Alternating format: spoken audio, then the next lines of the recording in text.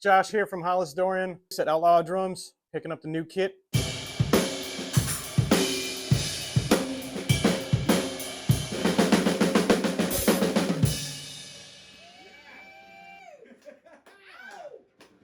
She's looking beautiful. She sounds beautiful.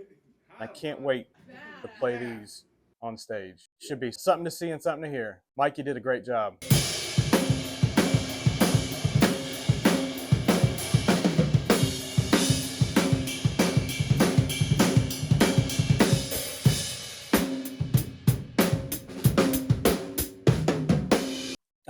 I am a drum whore.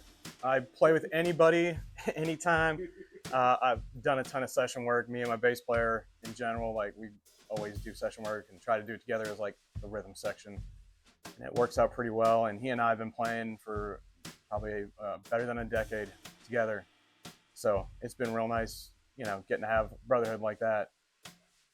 Started out in like, you know, just like any other young dude. Started out heavy and hard and kind of figured out where you wanted to be and kind of went different avenues and whatnot and started doing session work. So I was playing jazz and fusion and blues and heavy metal and hard rock, and now I'm touching into the countryside and kind of enjoying it.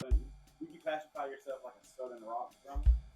At this point, yes. I'm playing a southern rock country music, but I've played everything. Like, there's not a whole lot I haven't dabbled into.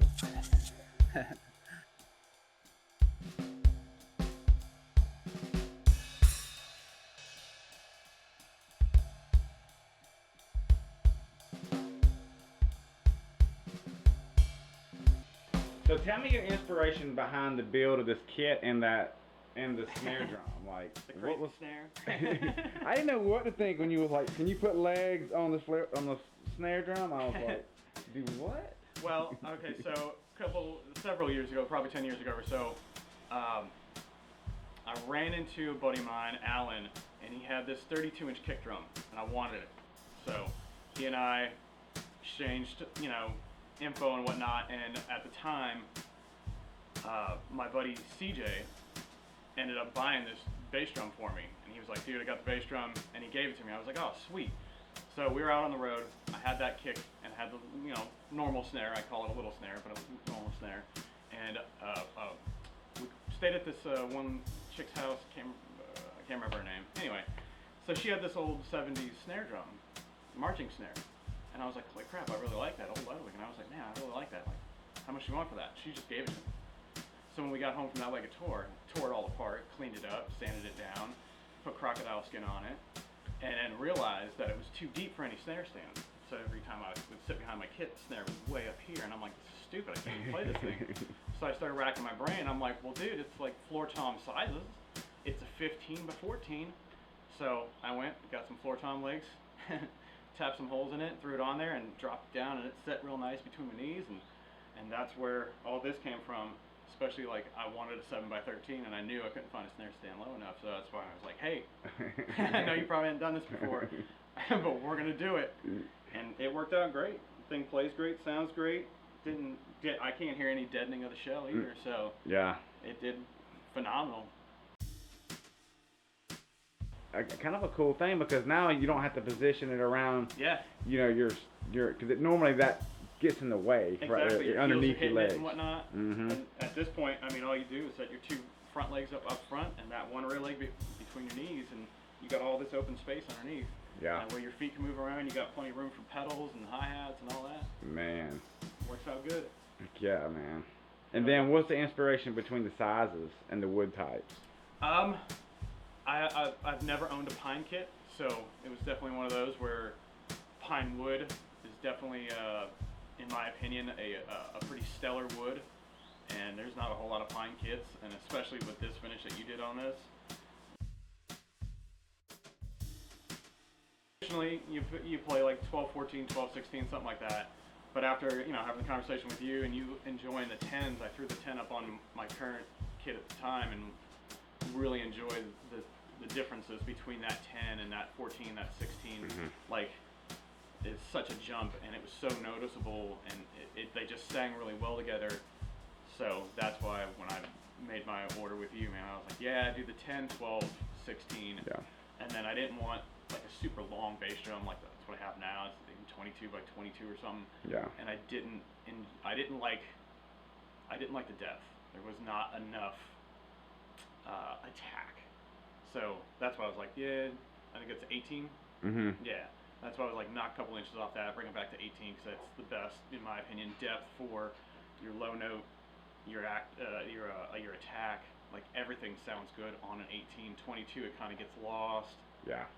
So that's why I went with that. And then my 13-inch snare is just because I enjoy the pop out of a 13, and being that it's pine, it still has the body and the depth. So you get best of both worlds. Yeah. Right. Yeah. So tell me about this beautiful cymbal company, man. What's up with this cymbal company? All right. So when I started touring, I was breaking cymbals constantly because people just I don't know. I was breaking them constantly. I'm not going to talk trash. But I ran into these guys, Saluda, out of South Carolina, and I hit Jamie up, and he and I exchanged emails and whatnot. And he basically said, hey, we can make cymbals however you see fit. Like, if you know a better way to make a cymbal, you let me know, and we'll hammer it however you want, lathe it however you want. And that struck my interest pretty good.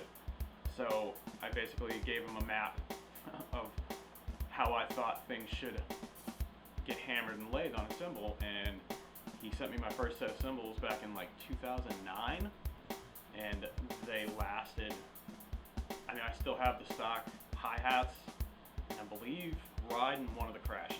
Like, they lasted all these years from 2009 till now. Wow. Exactly. And I, back then was not a light player. I hit really hard. I used double butt sticks.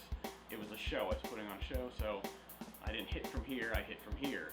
And right. Everything was very big and loud, and I enjoyed it. So yeah, the first run was a double bottom 14-inch hi-hat, 22-inch crash rides. I had 3 of those, and then a 22-inch heavy ride, and played them for, a decade or better. Nice, man. So, and then of course now they made me that. That's that custom? pretty boy right there, yeah. They do micro venting in the cymbals, so it kind of brings the volume down a little bit, brightens it up a smidge, and just in general, like, I've never played a more tonal quality cymbal than Saluda. Like, they've been ridiculous, and they're always on point, and they get you what you need wherever you're at. So I love them. I can't complain whatsoever. Heck yeah, man. Heck Same yeah. with you. I'm sure it's gonna be the same with you, man. Anytime I'm gonna need something, you whip it up and get it out to me wherever I'm at. Yeah, man. That's what we do, bro. Yeah, man. And of course, just like you, they're a family-owned business. It's not industry. You gotta help the small guys, man, because we work our butts off and we make good quality stuff. Yeah. And that's important. It's true, man. Damn the man. Josh Henry, the man. Yes.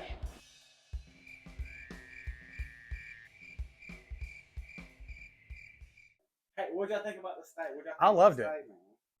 I loved it. That was a comfy ass bed. Yeah. Oh, was it true? Can you do it? Yeah, I love this. You have a great setup. Oh Lord. Oh hell. Oh hell. My Yeah, sister. Great setup. Thank you. Yeah, no, it was Very nice. warm. And it really wasn't, I mean, from Orlando, it wasn't that.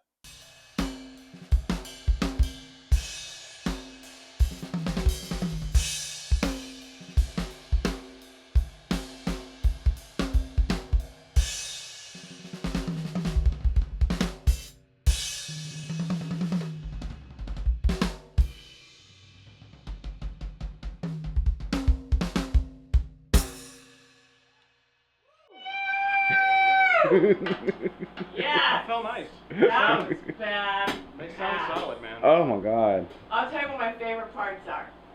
I love when you hold the stick on the thing and the sound of Yeah. that is The rim phenomenal. shot. Yeah. And the boom, fucking love it. Oh my gosh, And then the bro. little up at the top, Yeah, the that's- thing. Oh my God. New girl. Oh my God. Phenomenal. It felt nice, man.